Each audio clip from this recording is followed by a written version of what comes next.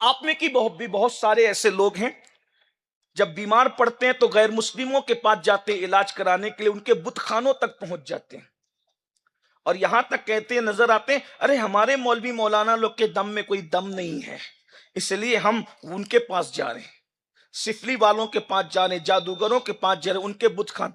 अब तो बुरके वालों की कतारें नजर आती है बुतखानों के दरवाजे पर।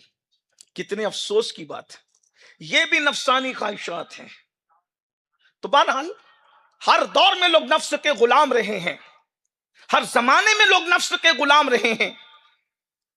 जब उस किताबी को लोगों ने देखा कि उसके दम में इतनी ताकत है कि लोगों को शिफा मिल जाती, वो लोगों के दिलों के हालात बता देता, मुमकिन है कोई काफिर भी लोगों के दिलों के हालात को जान सकता है, पॉसिबल है, मुमकिन है। कोई काफिर भी हवा में परवाज कर सकता है, मुमकिन है। कोई काफिर भी पानी पे चल सकता है, मुमकिन है।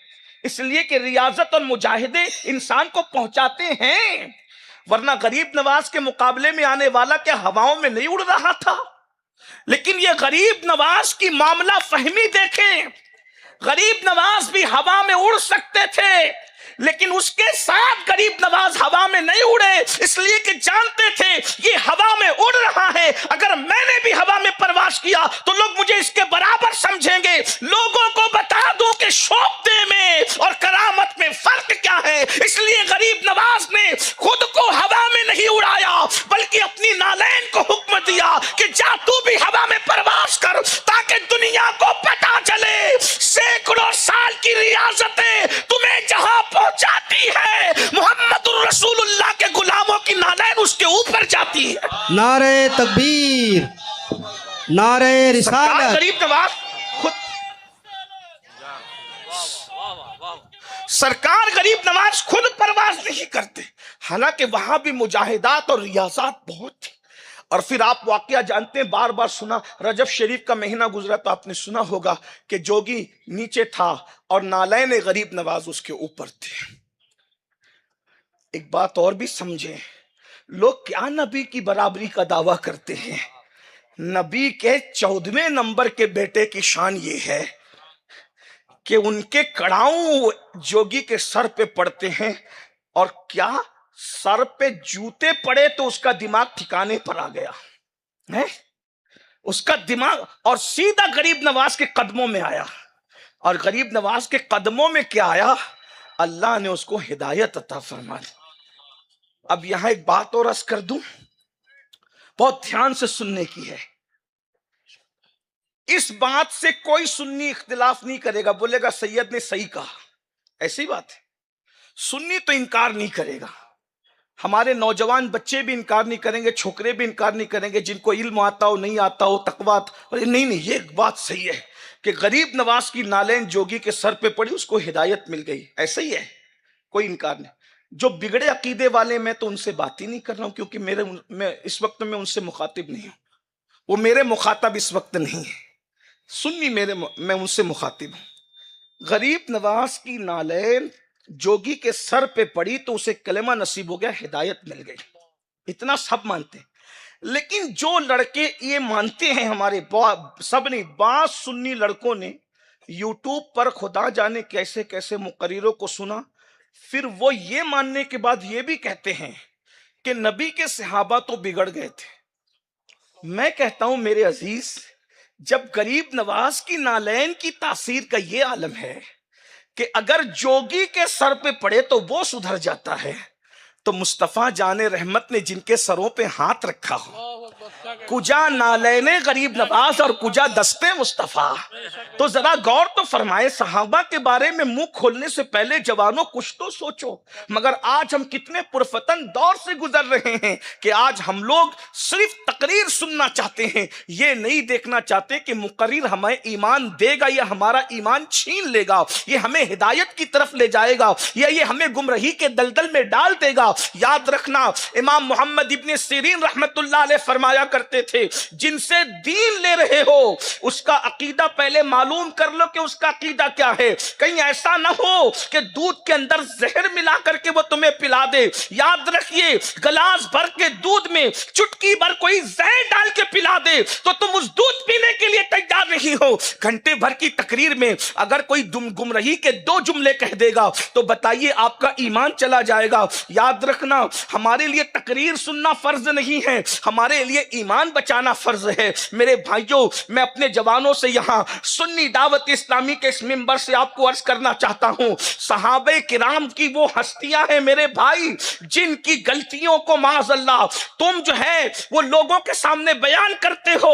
جن کی نماز جمعہ کی پوری 14 رکعت نہیں, وہ صحابہ کا حساب کتاب کے کرنے بیٹھ گئے. جنہیں استنجا کے مسائل نہیں پتا وہ صحابہ کے کردار پر گفتگو کرنے بیٹھ گئے. یاد رکھو صحابہ وہ ہیں, اگر قرآن اٹھا کر کے پڑھیں تو قرآن صحابہ کو یوں ڈسکس کرتا ہے, والعادیات ضبحا فالموریات قدحا فالمغیرات صبحا. صحابہ کا کردار یہ ہے جب صحابہ مصطفیٰ جان رحمت کے پیچھے پیچھے اللہ کی راہ میں گھوڑا دوڑاتے ہیں تو گھوڑے کی ٹاپ سے جو دھول اڑ کر کے آگے بڑھتی ہے, اللہ صحابہ کے گھوڑوں کی ٹاپ سے لگنے والی دھول کی قسم قرآن میں یاد فرماتا نظر آتا ہے.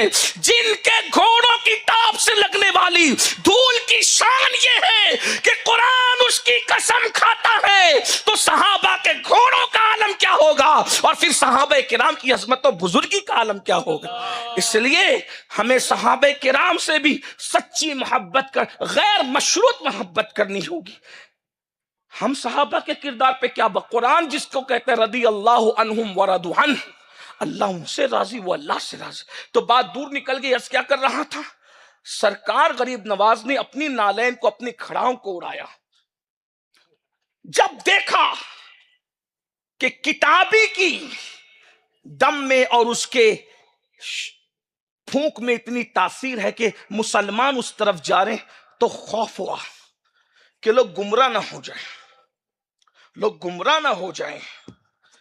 تو اس وقت لوگوں نے سلطان العارفین حضرت بایزید بسطامی رحمت اللہ علیہ کو شکایت کی کہ اس کے چکر میں لوگ گمراہ نہ ہو جائیں, کافر نہ ہو جائیں, یہ لوگوں کے دلوں کے حالات بتا رہا ہے. سلطان العارفین پھر سلطان العارفین تھے. سلطان العارفین کون؟ حضرت سیدنا بایزید بسطامی حضرت تیفور ابن عیسیٰ رحمت اللہ علیہ. بایزید بسطامی فرماتے ہیں جس کو میرا نام یاد رہ گیا انشاءاللہ مرتے وقت اس کی زبان پہ کلمہ آئے گا. بایزید بسطامی. اور کون ہے بایزید؟ حضرت سید الطائفہ جنید بغدادی کہا کرتے تھے کہ جو مقام اللہ نے جبریل کو فرشتوں میں عطا فرمایا ہے وہ مقام اللہ نے ولیوں میں حضرت بایزید بسطامی کو عطا فرمایا ہے. بایزید پھر بایزید ہیں. حضرت بایزید بسطامی کو لوگوں نے کہا کہ اس کے چکر میں لوگ گمراہ ہو رہے ہیں, کافر نہ ہو جائیں, آپ اس کا علاج کریے. حضرت بایزید بسطامی رحمت اللہ علیہ نے کیا کیا, آپ اس کے دروازے پہ گئے اور سوچا کہ اس کا معاملہ کچھ, اس کا علاج کرنا چاہیے. اس نے اندر سے کہا بایزید, دروازہ بند ہے. وہ کہتا ہے بایزید بری نیت سے میرے دروازے پہ نہ آیا کرو. سلطان العارفین نے فرمایا دروازہ کھول دو, کوئی بری نیت نہیں ہے, دروازہ کھولو. اس نے دروازہ کھولا. آپ نے فرمایا تو میرے دل کے حالات سے بھی واقف ہو گیا, تو لوگوں کے دلوں کے حالات سے بھی واقف ہے, یہ مقام تجھے ملا کیسے؟ وہ کافر تھا. اس نے کہا آپ اللہ کے ولی, سچی بات بتاؤں کیا؟ کہ میں نے ہمیشہ اپنے نفسانی خواہشات کی مخالفت کی, خواہشات نفسانی کی مخالفت کی برکت سے میں یہاں پہنچ گیا. سلطان العارفین کی کلی کلی خوش ہو گئی. آپ نے کہا کہ کام تو آسان ہے. آپ نے فرمایا میں سمجھا نہیں, تم مجھے سمجھاؤ کہ کیسے ہوا. کہ جب بھی میرے نفس نے کہا پانی پینا ہے, میں نے کہا نہیں پینا ہے. جب بھی نفس نے کہا ٹھنڈا پینا ہے, میں نے کہا گرم پینا ہے. جب بھی نفس نے کہا سونا ہے, میں نے کہا نہیں سونا ہے. ہر وقت نفس کہتا رہا, میں اس کے الٹ کرتا رہا, حتیٰ کہ میں نے اپنے نفس کو کچل دیا اور مجھے یہ مقام مل گیا. حضرت بایزید بسطامی کہتے ہیں پھر ایک بات تم سے کہوں. کہ کہو. تم کلمہ پڑھو اور مسلمان ہو جاؤ. وہ حضرت بایزید کو دیکھنے لگا. تو باعث بستامی نے مسکرا کے کہا جب ہمیشہ تم نے نفس کی مخالفت کی ہے تو آج بھی نفس کی مخالفت کرو، کیونکہ تمہارا نفس تو کہہ رہا ہے کہ کلمہ نہیں پڑھنا، مسلمان نہیں ہونا، اور تم نے ہمیشہ نفس کی، جب عمل کے معاملے میں تم نے نفس کی مخالفت کی تو اس مقام پر پہنچے، اگر عقیدے کے معاملے میں نفس کی مخالفت کرو گے تو پھر کیا مقام نصیب ہوگا؟ اس نے کہا سچ کہتے ہو کہ جو ہے میرا نفس میری مخالفت کرتا ہے، اور وہاں اس نے کلمہ پڑھا، کلمہ پڑھنا تھا کہ اللہ نے اس کو مقام ولایت عطا فرما دے۔